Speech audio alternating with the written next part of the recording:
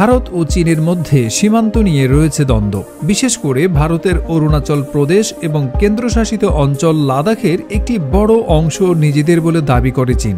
চীন একাধিকবার এসব অঞ্চলকে তাদের মানচিত্রেও যুক্ত করেছে।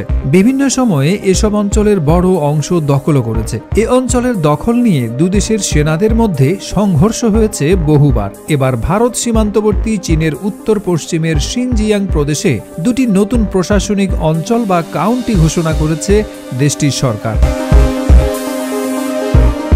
তবে বেইজিংয়ের ঘোষিত কাউন্টির কিছু অংশ ভারতের কেন্দ্রশাসিত অঞ্চল লাদাখের মধ্যে পড়েছে দাবি করে এর আপত্তি ও প্রতিবাদ জানিয়েছে নয়াদিল্লি।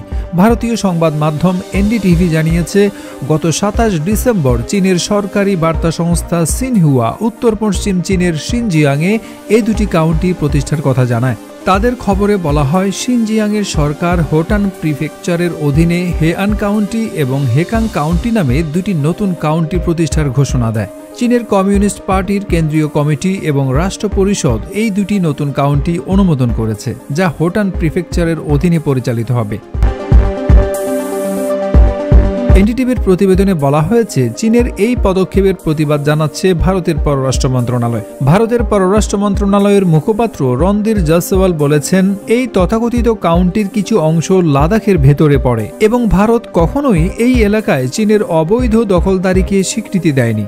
সম্প্রতি দীর্ঘদিনের আলোচনার পরে ভারত ও চীনের মধ্যে একটি সীমান্ত জটিলতার সমাধান হয়। ফলস্বরূপ পূর্ব লাদাখ সীমান্তে দুদেশই নিজেদের সেনা প্রত্যাহার করে নেয়। কিন্তু সবশেষ এমন ঘটনায় দুদেশের সম্পর্কের বিষয়টি আবারও নতুন করে আলোচনার জন্ম দিয়েছে। পূর্ব লাদাখের সীমান্তবর্তী আকসাই চীনে ভারতের প্রায় ৩৮,০০০ বর্গ কিলোমিটার এলাকা ছাড়াও পাকিস্তান ১৯৬৩ সালে সাক্সগাম উপত্যকায় ভারতের প্রায় ৫,১৮০ বর্গ কিলোমিটার অঞ্চল চীনের কাছে হস্তান্তর করে। অন্যদিকে বেইজিং ভারতের অরুণাচল প্রদেশকে চীনের ভূখণ্ডের অংশ বলে দাবি করে আসছে। অধিকৃত তিব্বতের উপর সার্বভৌমত্বের দাবির ভিত্তিতে এটিকে জাংনান বলে অভিহিত করে তারা।